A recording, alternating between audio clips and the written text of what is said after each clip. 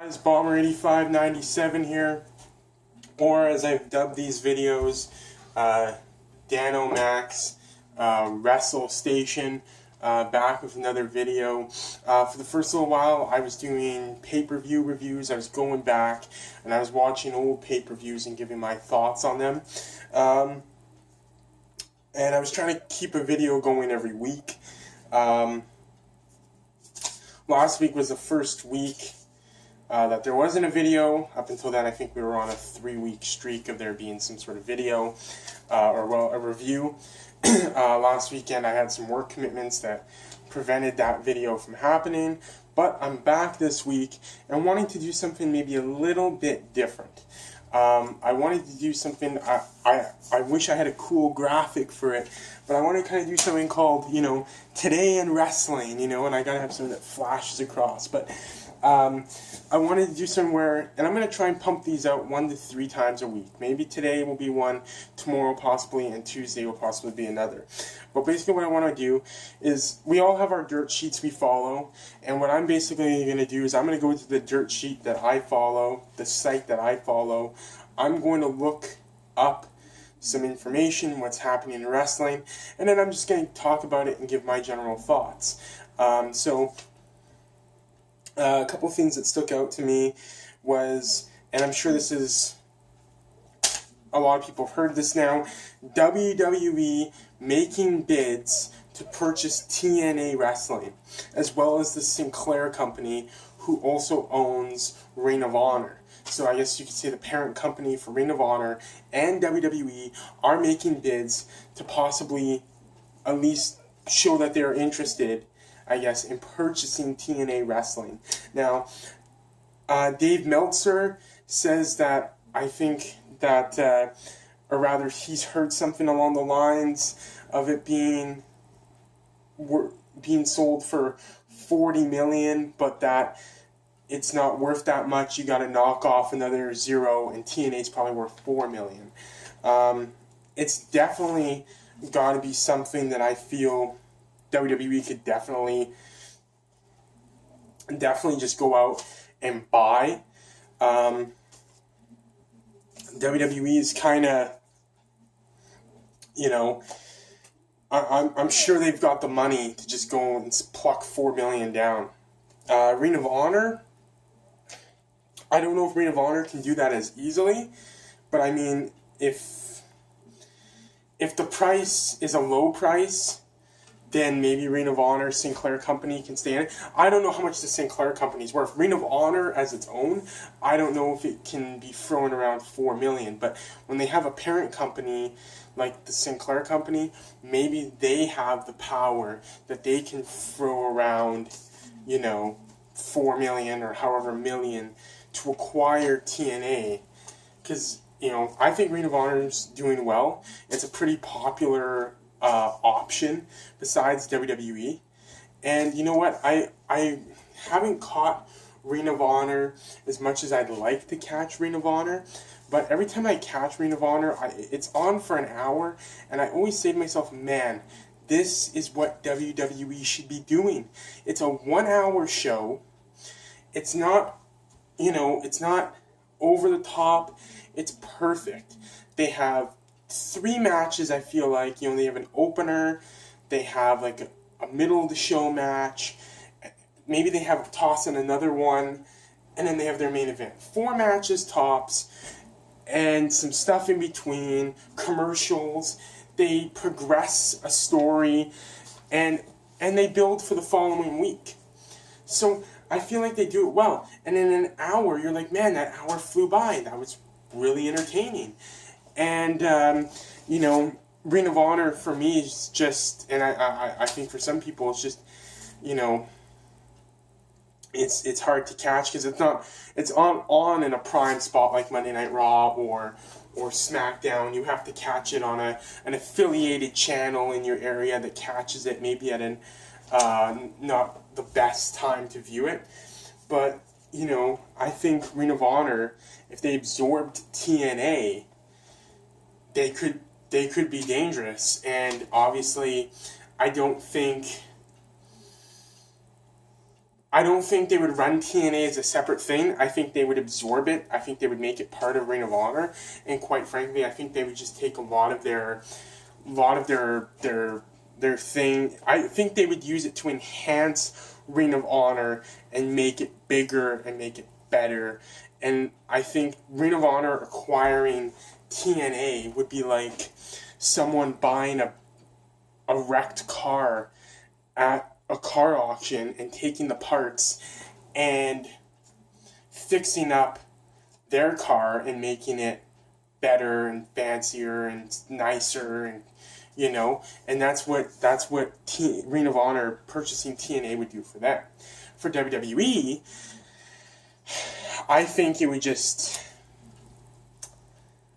would finally be, I guess, as bitter as it would be, a recognition that TNA at least was worth something of their time for them to go and acquire them. It would be funny, a lot of guys would be coming back to WWE who left. Drew Galloway would be coming back. Bobby Lashley would be coming back. I think that's everybody who is there now that left WWE. And then WWE, of course, would gain a lot of talent. But what does that even mean? Like, WWE has had opportunities with talent and wasted them. Let's look at Bray Wyatt. Bray Wyatt, he does have the look of somebody who's scary and dark, and he has the look, and he had the scary entrance, and he has the creepy, voodoo kind of, not voodoo, but kind of like the Undertaker, kind of promos. He can kind of create that kind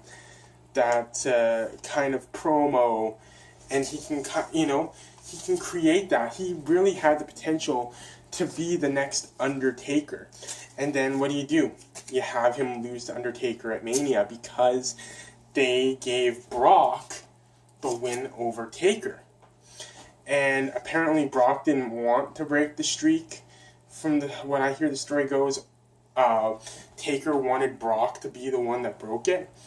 But, I mean, if you're going to take Bray and put him up against Undertaker, the only way that works is if Bray goes over. What does it do for Taker, And this is years past, but that really ended things for Bray. Bray's a solid promo guy. He has an entrance that everybody loves. He could have been something, but now he's never going to be anything because they didn't give him the win over Taker. They continuously don't know what to do with him. One week he's dumping the Wyatt family, next minute he's with the Wyatt family. They split him up in the draft, but they keep some of them together. And so, I don't even know if it would be the best thing. WWE will probably acquire some guys, a lot of guys, but what they'll do with them is to be seen. But who does it benefit more? I think Ring of Honor getting TNA benefits them more. Ring of Honor, I feel like I said, will only be enhanced by the purchase of TNA. WWE, I think, doesn't need to purchase TNA. They have their performance center. They are constantly signing, athletes who they want to give an opportunity to. They have the performance center. At the bottom line, they have the performance center. They're doing things like the Dusty Rhodes Tag Team Classic, the Cruiserweight Classic. Triple H is doing these things where guys who are not with WWE are getting exposure. They're making best on their opportunities, and WWE is signing them. So, while WWE maybe, I don't know how well they're doing at developing their own guys, but they are doing things to present opportunities to bring new guys in. And I don't think they really need to worry about creating, or at least having people to try and attempt to create new stars with. Whereas Ring of Honor could probably benefit themselves from having a larger talent pool, having a... although I couldn't say their talent pool now is small, but, you know, I figure if they can... And I don't know how the deal would work, but if they can gain some of TNA's assets to make them be able to put on a bigger show, maybe a 2-hour show, and more lighting and special effects, not necessarily special effects, but different things, it could make Ring of Honor that much better, and give them that just more exposure. I mean, the independent wrestling fans who go and watch New Japan Pro Wrestling, they'll watch Pro Wrestling Guerrilla, they'll watch Ring of Honor, they'll watch Evolve, they'll watch Progress. You know, they know Ring of Honor, but I feel like Ring of Honor, you know, they have a strong following between the internet wrestling community or the independent wrestling community, but acquiring TNA could give them what they need to catapult them to being something caught by the casual wrestling fan. So that's my thoughts on that one. Another one I saw was Bubba Ray teasing that he may be returning to TNA, which would be funny if TNA got sold to WWE after he did that. And then, other than that, the other thing that caught my eye was the Miz trade. So, apparently, as we all know, a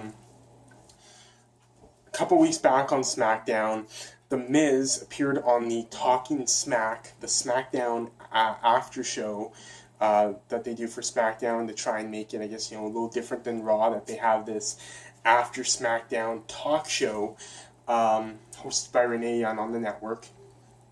And The Miz appeared on there a couple weeks ago. Daniel Bryan calls Miz out, basically calling him a coward and this and that he fights in the ring like a coward, like he doesn't want to get hurt. And Miz basically calls Daniel Bryan out saying, you said you would return and you never did, and you're the coward. And he basically pulls, you know, he has no mercy on Daniel Bryan. He is absolutely ruthless, and he hits all the soft spots with Daniel Bryan wanting to wrestle, feeling like he could wrestle, but not wrestling. And so Daniel Bryan walks off the Talking Smack set, and it ignites Miz. It gets everyone talking about The Miz, excited about The Miz, and it gives Miz new life. And then they try and continue this on TV, and I feel like the only way you capitalize off this is if you have Daniel Bryan versus The Miz. And unfortunately, because this happened the way it did, you can't save this till Mania. Unfortunately, unless they find some way to keep these guys chirping at each other for, what's this, September, October, November, December, January, February, March, first week of March, 6 months, or 5-6 months, you know, you're not going to be able to sustain that. So, I mean, the only way you capitalize off this without it fizzling out is you have Daniel Bryan against The Miz, I guess, Survivor Series. And, but I don't know if they're going to do that. But anyways, so this whole thing continues with Miz and Daniel Bryan. They try and continue it on TV. They try and continue it as a story. And then on Backlash, when The Miz goes out to face Dolph Ziggler to defend the Intercontinental title, he tells Daniel Bryan that, you know, after his performance, he's going to want to renegotiate his contract. And, of course, The Miz wins at Backlash, retains his Intercontinental Championship, and I guess he continues that push that he wants his contract renegotiated. So then on Twitter this week, or in the last, I think, couple days, Daniel Bryan and The Miz have continued this on social media, saying they were going into contract talks, and then eventually Daniel Bryan tweeting, excuse me,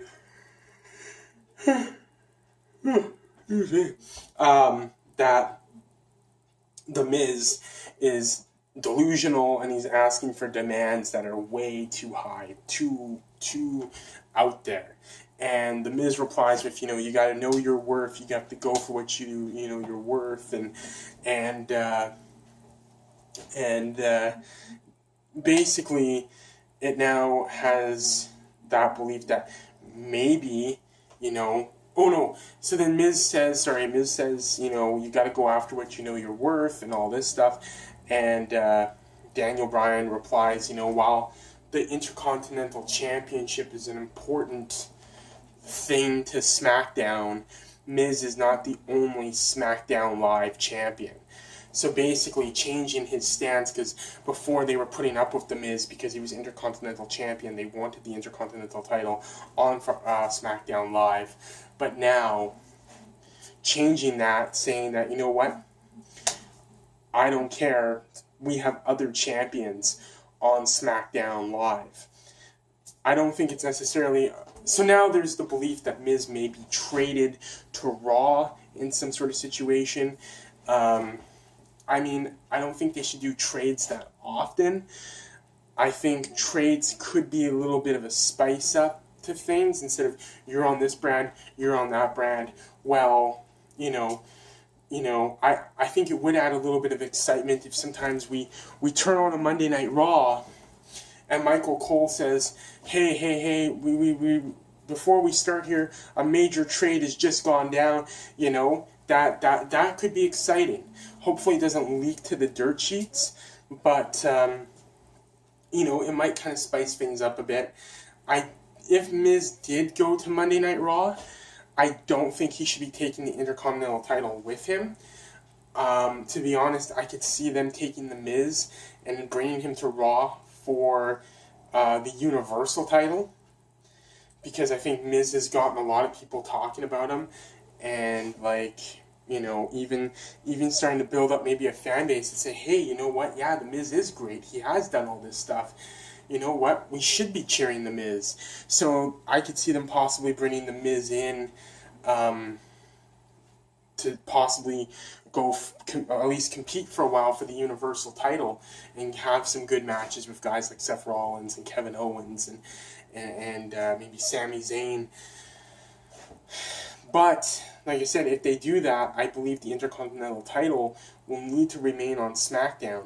If you look at the title distribution, Raw right now has the United States title, their tag titles, their women's title, the Universal title, and now the Cruiserweight title. 5 titles. SmackDown has the WWE title. Let's say they don't have the Intercontinental title, that gives Raw 6. So they would have the WWE title, their women's title, and the tag titles. That would give them 3 belts. 6-3 Raw. I think you got to keep that IC title on SmackDown. That way it's 4 and 4 titles for each show. A main title, Universal WWE, women's title, tag title, US, Intercontinental, and then they've got 4 each. Raw gets a 5th one with the Cruiserweight, but that makes sense because Raw is an hour longer, so they get 1 extra title. So I don't think they can afford to move the Intercontinental title with the Miz. They would have to keep it on SmackDown and do something where Miz gets stripped of the title. If he wants to go to Raw, maybe they could do something where Mick Foley offers him a big contract, well, obviously if it's a trade, they would have to give a superstar for Miz. Maybe they could do something where some sort of deal was executed where if the Miz took it, part of the trade is he relinquishes the title, and maybe Foley, on top of the trade, gives Miz some sort of renegotiates his contract. Does something where it's worth it to the Miz to drop his Intercontinental title to come to Monday Night Raw and be rewarded with some sort of incentive. So it'll be interesting to see where things go on WWE TV this week. I think Monday Night Raw had a weak episode last week. I thought SmackDown was the clear better show. I was very interested in John Cena and Dean Ambrose and AJ Styles and their whole thing for the WWE title. I thought things got very real between Cena and Ambrose. Ambrose called Cena a part-timer. Cena called Ambrose, I think, lazy. And, it's getting real. So I will hopefully I will be back tomorrow with another video. The video will be before Monday Night Raw, so it will probably be any major headlines that have come up in the day, any kind of previews for Monday Night Raw, a little bit more talk on Raw. Tuesday, hopefully there'll be another video that will kind of be whatever headlines are in the day, and a little bit of fallout or discussion about what actually happened on the September 19th edition of Monday Night Raw. Till then, I'm Bomber8597. Comment below. Give the video a thumbs up. If there's any topics you'd like me to discuss, any pay-per-views you'd like me to review, I'm always happy for welcome comments and suggestions, and we'll catch you next time.